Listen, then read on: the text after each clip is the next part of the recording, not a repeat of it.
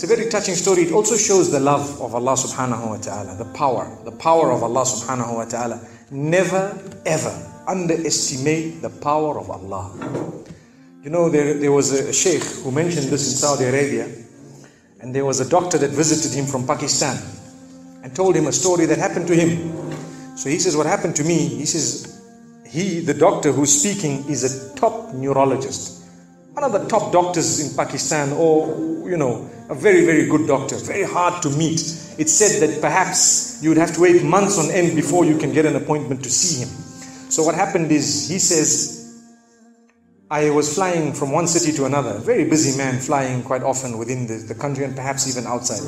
And he says, suddenly the clouds built up. Huge clouds, and the lightning started striking, and it started pouring, and there was lots of turbulence, and one of the engines was struck and it was damaged. So we had to land.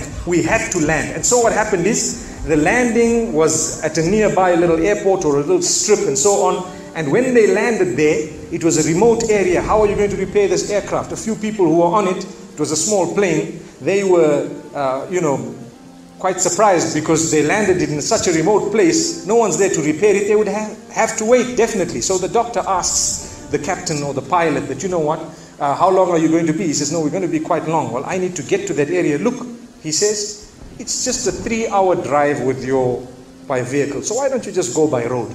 And you can go there and get there. He says, okay, good idea, because this is going to take long. So he decides to go on one of the tri-shows, in Pakistan, one of the areas, wherever it was, and he jumped in. And as they started progressing, the clouds built again. And the lightning was striking, and the rain started pouring. And it was pouring so much that their vehicle could not move much more because of the mud and because of everything else. And so it was quite an open area with a bit of farmland. And after a while they realized, look, we're not getting anywhere. There's a little house here. Why don't we just go there? We can read our salah. Perhaps we can, see, have a bit of a meal or whatever else. And they decided to knock the door.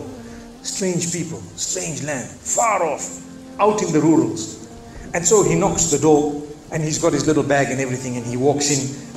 An old lady happened to answer the door after a while, and they spoke to her saying, look, this is what has happened, and we're going from so-and-so to so-and-so, and we just want a place, we want to read salah and so on. And she said, no problem, you can come in. She had a little musalla, a little sajjada, and she had a little baby on the side, or not a baby, but a child. And the child, every little while, she's actually checking on the child, and she's sitting on that musalla, making dua and reading her own salah. These people fulfilled their salah, did whatever they had to. And when they were about to leave, they spoke to the old lady saying, thank you very much, jazakumullah khair, and so on. And, we're going, what's happening to this child, So the woman says, look, the child is an orphan. And the child is unwell, not well at all, very sick.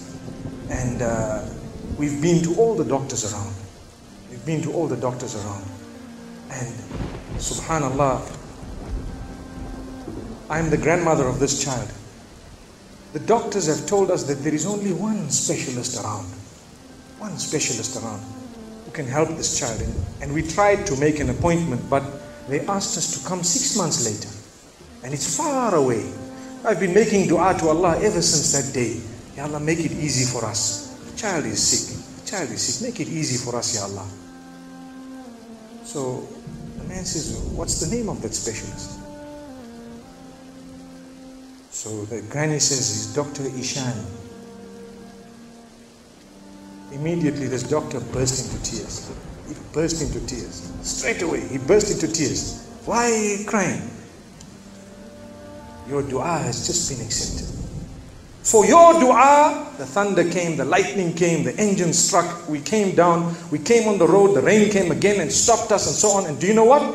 The rain only stopped after the question was asked. Now it happened. And now the woman starts crying. Subhanallah. And the doctor himself is telling the story saying, that was me. It happened to me, he says. And he says, I learned that Allah's armies are beyond limits. Allah uses whatever He wants to get what He wants done. It's over. Where in the wildest of the dreams of this person would they have felt or believed that the top man, whom it is semi-impossible to see without big appointments, would actually be driven all the way to the door, knock the door, come in here, read some salah, and they would have to serve the child here. Amazing. Wallahi, it brings tears to the eyes. But the reason I share it with you, every one of us has needs for Allah subhanahu wa ta'ala. Just keep calling. Just have yaqeen. Have conviction. If it is meant, it will definitely come in your direction.